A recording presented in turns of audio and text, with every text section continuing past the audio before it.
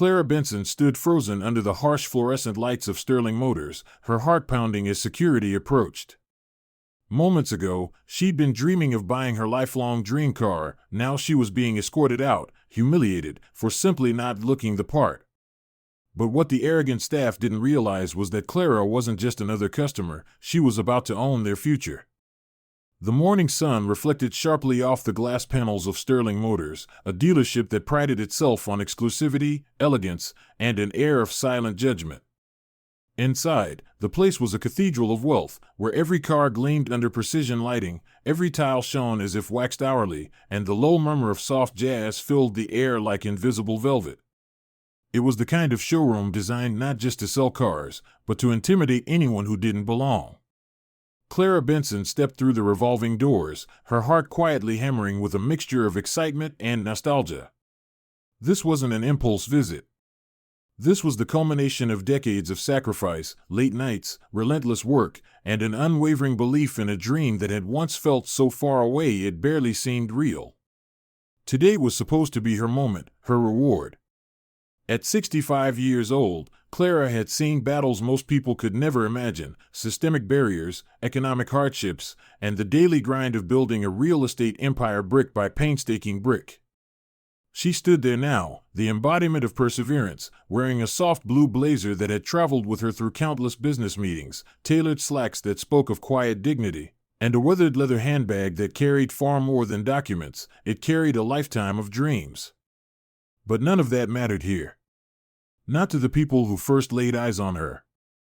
Chase Morgan, the 32-year-old sales manager with a slick haircut and a sharper tongue, leaned lazily against a polished desk, his smirk barely concealed. Beside him, Victor Hayes, the 55-year-old general manager whose perpetual scowl gave him the look of a man permanently unimpressed, exchanged a knowing glance. Without a word, they had already decided who Clara was, or more precisely, who she wasn't. Around her, the wealthy clientele floated easily through the showroom, laughing over glasses of imported champagne, draped in designer labels, their watches flashing under the fluorescent lights. Sales associates practically tripped over themselves to serve them, offering velvet armchairs and menus of artisan coffees with a kind of worshipful urgency. Clara received no such greeting.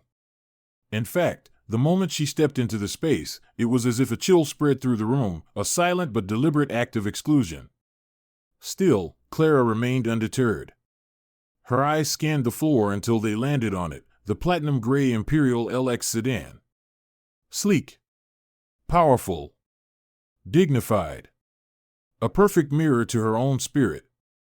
She approached it slowly, running her hand lightly across the flawless paintwork, feeling the coolness of the surface under her fingertips. For a brief, private moment, she allowed herself to imagine sliding behind the wheel, the engine humming with restrained power, the open road beckoning. But fantasy was quickly interrupted by reality. "Can I help you, ma'am?" Chase's voice broke through the hum of the showroom, thick with condescension. Clara turned to him, her expression open, her smile warm. "Yes," she said evenly, her voice carrying the easy authority of someone who didn't need to shout to be heard. "I'd like to learn more about the Imperial LX sedan." Chase gave a small chuckle, glancing over his shoulder at Victor, who arched a skeptical brow.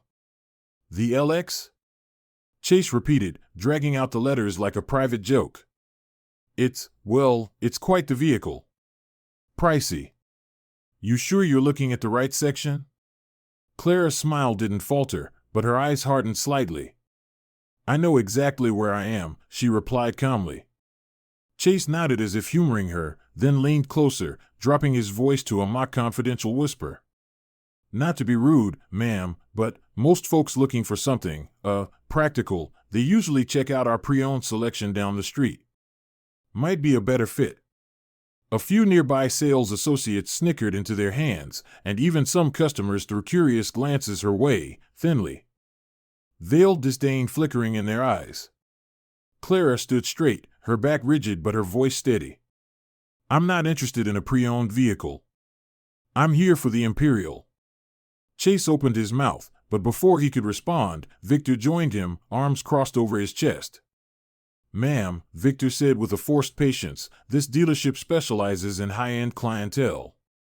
If you're not serious about a purchase, we do have other locations better suited for window shopping." Clara's hands tightened around the strap of her bag, but outwardly, she remained serene. "I assure you," she said, "I'm quite serious." Victor snorted quietly, exchanging another glance with Chase.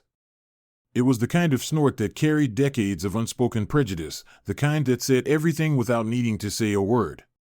Then, without warning, Chase pulled out his phone and called security. "Yeah, we've got a situation here," he said loudly enough for the whole room to hear. "Ladies loitering, disturbing customers. Could you come take care of it?" Around them, champagne glasses paused halfway to mouths. Conversation stuttered. The low murmur of jazz seemed to grow louder in the pregnant silence. Clara stood her ground, unmoving, unbothered. She had faced storms far greater than the petty arrogance of small men. A few minutes later, a large security guard arrived. His steps slowed as he approached Clara, his brow furrowing slightly at the sight of her composed figure. "Ma'am," he said, his voice low, almost apologetic. "I'm going to have to ask you to leave." Clara nodded once, without anger. Without shame. "I understand," she said softly. Gathering her bag, she turned and walked toward the glass doors she had entered through only moments ago, her steps steady, her head held high. Near the reception desk, a young woman named Amelia Torres watched with a sinking heart. Unlike her colleagues, Amelia hadn't laughed. She hadn't looked away. She had seen the quiet dignity in Clara's face, the injustice in how she was treated, and it gnawed at her. But fear of Victor, of Chase, of losing the job she had just begun, kept her rooted to the spot. As Clara stepped into the glaring sunlight outside, she moved with the same measured grace she had always carried, the same grace her father had taught her long ago when she was just a child helping him fix broken cars in a cramped neighborhood garage. She made it to her modest sedan, slid behind the wheel, and closed the door with a firm click. The humiliation pressed down on her chest like a weight, but she refused to let it suffocate her. Slowly, methodically, Clara reached into her bag, pulled out her phone, and began to type. Short, direct messages. Names that mattered. People who could move mountains with a single call. Friends she had helped once when they were just starting out, who now owed her more than just favors. As she hit send on the final text, she allowed herself the barest hint of a smile. Inside Sterling Motors, Chase and Victor thought they had successfully rid themselves of a problem. What they didn't know was that the storm Clara Benson had just unleashed was unlike anything their pristine little kingdom had ever seen before. Justice was coming. Not loud. Not angry. Not messy. But slow, deliberate, and unstoppable, like a rising tide that would wash away everything built on arrogance and contempt. Clara sat back in her seat, closed her eyes for a brief moment, and breathed in deeply. This wasn't over. In fact, it had only just begun. Inside Sterling Motors, Chase Morgan lounged behind the glossy front desk, tossing a set of car keys casually from hand to hand, a self-satisfied smirk playing across his face. Victor Hayes leaned back in a leather chair nearby, nursing a cappuccino and letting out a low chuckle every few seconds, the two men reveling in their perceived victory. "Can you believe the nerve?" Chase muttered, shaking his head. "Thought she could just stroll in here and buy an LX. Probably couldn't even afford a down payment."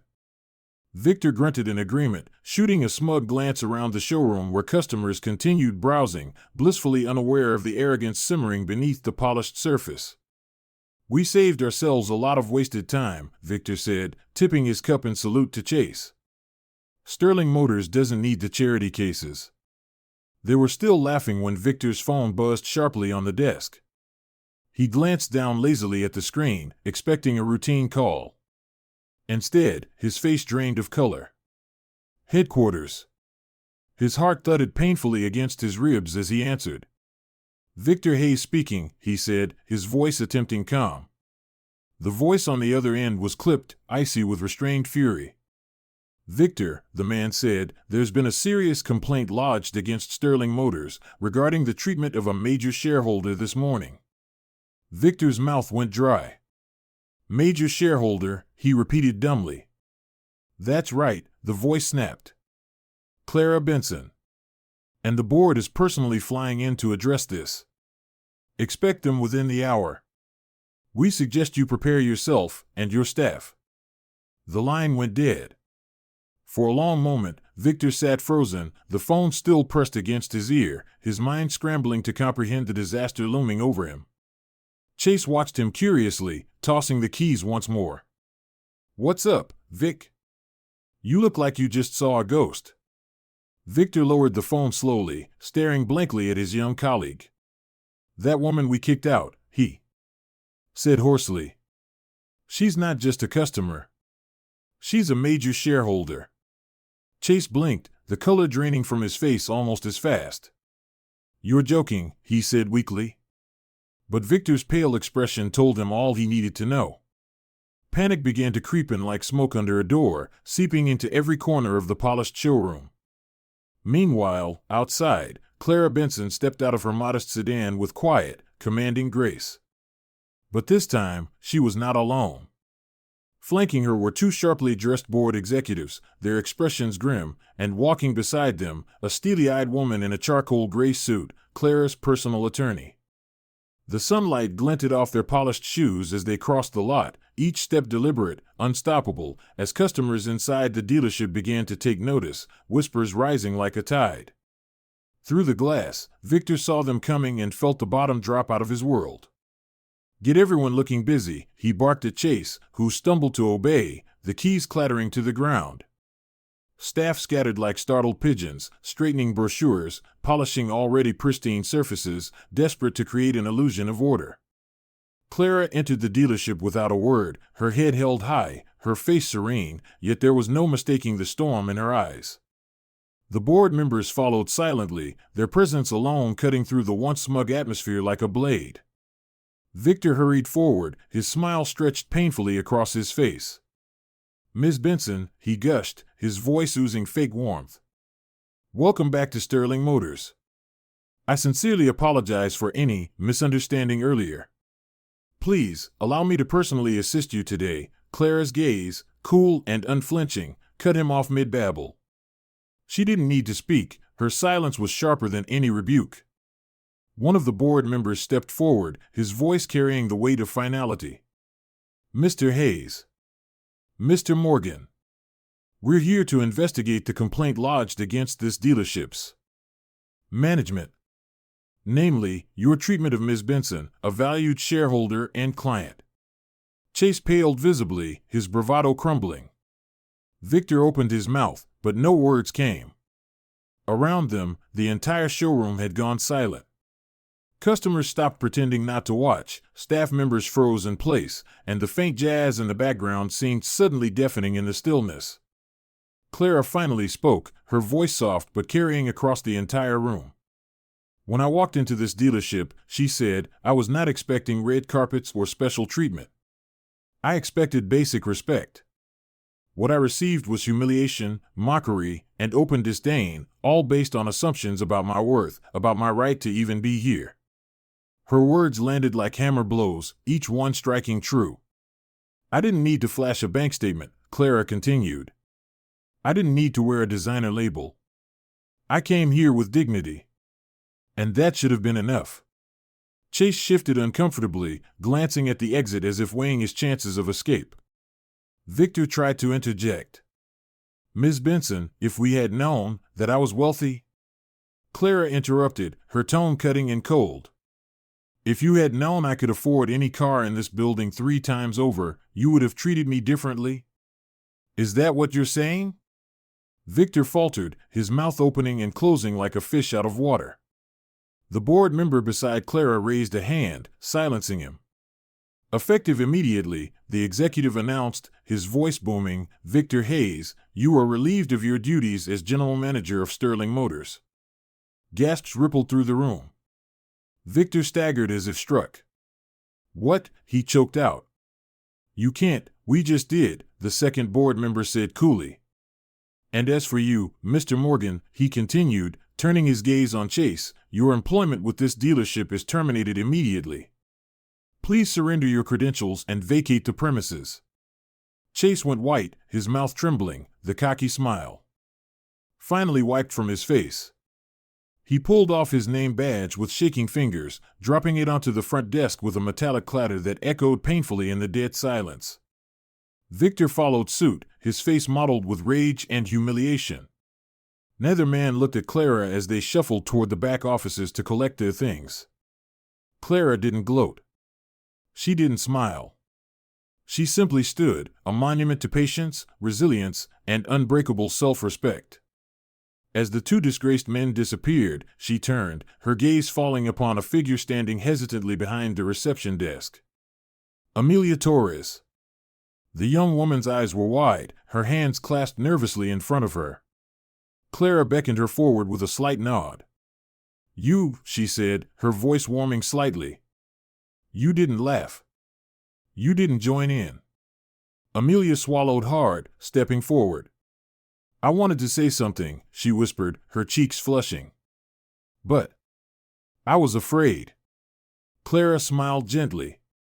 Courage isn't always loud, Amelia. Sometimes it's the choice not to participate in cruelty, even if you're scared. She turned toward the board executives. This dealership needs leadership built on character, not arrogance. I recommend Amelia Torres be appointed as interim manager, effective immediately. Amelia gasped, her hand flying to her mouth. The board members exchanged a brief look, then nodded. Agreed, one said. We'll begin the transition today. Applause broke out, tentative at first, then growing. Staff who had once cowered under Victor's iron rule now clapped sincerely, relief and hope flooding their faces. Even a few customers joined in, recognizing that they had witnessed something rare and powerful. Clara turned back to Amelia, who stood blinking back tears. Lead with kindness, Clara said softly. Never forget what it feels like to stand in someone else's shoes. Amelia nodded fervently, her voice thick with emotion. I won't let you down, Miss Benson. For the first time that morning, Clara allowed herself a small, genuine smile. I know you won't, she said. As the board executives moved to finalize paperwork and make announcements to the staff, Clara stood silently for a moment, taking it all in. She hadn't just changed the course of a dealership. She had altered the lives of everyone who witnessed what dignity, patience, and strength could accomplish. And she was just getting started. The applause still echoed faintly in the polished halls of Sterling Motors as the board executives began finalizing the immediate restructuring orders, but Clara Benson stood quietly to the side, her gaze sweeping the showroom floor where just hours ago she had been humiliated and dismissed without a second thought. She hadn't come here today to make a statement, not originally, but now she realized that the moment demanded more than a personal victory, it demanded a transformation. The heavy glass doors swung closed behind the last customer, and for the first time, the dealership felt different, not colder, not emptier, but filled with the raw, uncomfortable electricity of change. Amelia Torres, still reeling from her unexpected promotion to interim manager, approached Clara hesitantly, her hands trembling slightly but her eyes wide with determination. Miss Benson, she began, her voice thin with emotion, I don't know how to thank you. Clara offered her a warm but steady smile, a smile that spoke not only of kindness but of expectation. You don't have to thank me, Clara said, her voice calm and strong.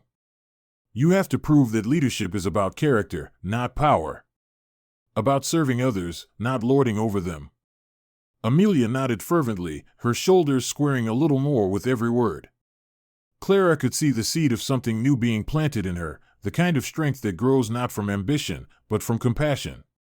Across the showroom, the remaining employees, the ones who had watched, stayed silent, perhaps laughed, but now stood stunned, whispered among themselves, their eyes darting from Amelia to Clara to the board members still gathered at the far end of the room. They understood, whether they would admit it or not, that a new standard had just been set, one they would either rise to meet or be swept aside by. One of the board members approached Clara, a serious expression etched into his features. Ms. Benson, he said respectfully, the Board would like to formally invite you to serve as an advisory partner for Sterling Motors moving forward. Your insights, your leadership, it's exactly what we need to rebuild what this dealership is supposed to stand for." Clara considered for a moment, her mind traveling back decades to the oil-stained garage where her father had taught her lessons far more valuable than any formal education. Lessons about respect, about work ethic, about standing tall even when the world tried to make you small. "I'll do it," she said finally, her voice steady. "But only if real changes are made. Real accountability. Real respect, not just for people who look like they belong, but for everyone who walks through those doors." The board member nodded solemnly, extending his hand, which Clara shook firmly, sealing not just a partnership, but a promise. As the administrative chaos swirled around her, Clara allowed herself a brief moment of reflection. She walked slowly through the gleaming rows of luxury cars, each one a marvel of engineering, beauty, and opulence, but her steps were not aimless. They carried the weight of memory, of afternoons spent handing her father wrenches in a cracked concrete driveway, of the way his hands, rough and calloused, moved with grace and precision as he brought battered engines back to life. He had always dreamed of owning something like this, something that spoke not of survival, but of triumph. Clara stopped in front of the platinum gray Imperial LX sedan, her dream car, the same one she had been admiring when Chase Morgan first sneered at her, first decided she wasn't worthy. She reached out, her fingertips grazing the smooth, cool metal. It didn't feel like revenge. It didn't feel like conquest. It felt like fulfillment, a promise kept to the little girl who used to sit cross-legged in the dust, dreaming bigger dreams than her world seemed willing to allow. A soft voice interrupted her thoughts. "Ms. Benson?" Amelia stood a few steps behind her, holding out a polished key fob with trembling hands. "It's yours. If you still want it, that is." Clara turned to her, her face softening. "Of course, I still want it," she said, taking the key with a gentleness that belied its significance. Without fanfare, without applause, Clara slid into the driver's seat, the fine leather molding perfectly to her form. She ran her hands over the steering wheel, her breath steady, her heart full. The engine purred to life with a low, confident rumble, a sound that vibrated through her bones and seemed to echo every mile of the road she had traveled to reach this moment. As she adjusted the mirrors and set her hands at 10 and 2, Clara caught her reflection in the glass. She saw not just herself, but the echoes of everyone who had ever been told they didn't belong, didn't matter, weren't enough. She saw strength. She saw resilience. She saw justice. The doors of Sterling Motors parted before her, and Clara drove out into the bright, waiting afternoon, the platinum gray Imperial slicing through the air like a silver arrow loosed toward the future. Behind her, the dealership stood like a monument, not to arrogance, not to exclusion, but to the power of dignity, perseverance, and righteous change. As she merged onto the freeway, the city stretched out before her, its endless roads humming with possibility. She thought of the young employees who had witnessed everything today, of Amelia stepping into leadership, of the board scrambling to rethink old practices. Change had come not with shouts or protests, but with quiet, unyielding strength. And it would ripple outward, touching lives Clara might never even meet, reshaping corners of the world that had for too long believed they could judge worth by appearances. Clara smiled as the wind caught the edge of her hair and the sun warmed her skin. This car wasn't just a vehicle, it was a symbol, a declaration, a victory song written not in notes, but in miles. Traveled in battles won. She wasn't just driving home. She was driving forward, toward a future she had carved with her own two hands, with her own relentless heart. The story of the day would be whispered about Sterling Motors for years to come, how a woman they tried to dismiss had stood taller than the tallest skyscraper, had reminded everyone that respect is not a privilege reserved for the few, it is a right owed to all. And for those still tempted to judge others by the way they dressed, the color of their skin, or the car they arrived in, the lesson Clara Benson left behind would be impossible to ignore. Justice, after all, drives on its own schedule. And today, justice rode out behind the wheel of a platinum gray Imperial LX, carrying with it the weight of every dream that had ever been underestimated and the promise that, sooner or later, dignity always wins. If Clara's story inspired you, if it reminded you that strength often speaks in the softest voices, then remember, true power lies not in possessions, titles, or appearances. True power lies in refusing to accept anything less than the respect and dignity you deserve. Drive your journey boldly. Stand your ground quietly. And never, ever let anyone tell you that you don't belong. At U.S. Justice Stories, we believe that every story we share carries more than just entertainment. It carries a lesson, a reminder, and a call to action. Clara Benson's story is no different. It teaches us that dignity is not something granted by the opinions of others. It is something we carry within ourselves, no matter how we are treated. When Clara walked into Sterling Motors, she wasn't greeted with respect. She wasn't judged by her spirit, her history, or her heart. She was judged by appearances, by a worn handbag and modest clothes. But instead of reacting with anger or despair, Clara responded with poise, with quiet strength, and with powerful, decisive action. She understood something we should all remember: our worth is not determined by how others see us, but by how we see ourselves. The world may often make quick assumptions. There will always be those who try to measure our value by surface details. But Clara's journey reminds us that true power lies in resilience. True change doesn't always come from shouting the loudest. Sometimes, it comes from standing your ground with grace, gathering your strength, and letting your actions speak louder than any insult ever could. It's easy to become discouraged when faced with prejudice or unfairness. It's tempting to let the bitterness of others harden our hearts. But Clara's example shows that maintaining dignity, kindness, and strategic wisdom in the face of adversity doesn't just preserve our integrity, it can change entire systems. To every listener today, never let anyone make you feel smaller than you are. Never believe that your dreams are beyond your reach because of someone else's limited vision. Carry yourself with pride. Fight for respect, not with rage, but with unshakable grace. And when the opportunity arises to stand up not just for yourself, but for others, seize it boldly. At U.S. Justice Stories, we want to sincerely thank you for taking the time to listen, reflect, and be part of a community that values dignity, perseverance, and justice.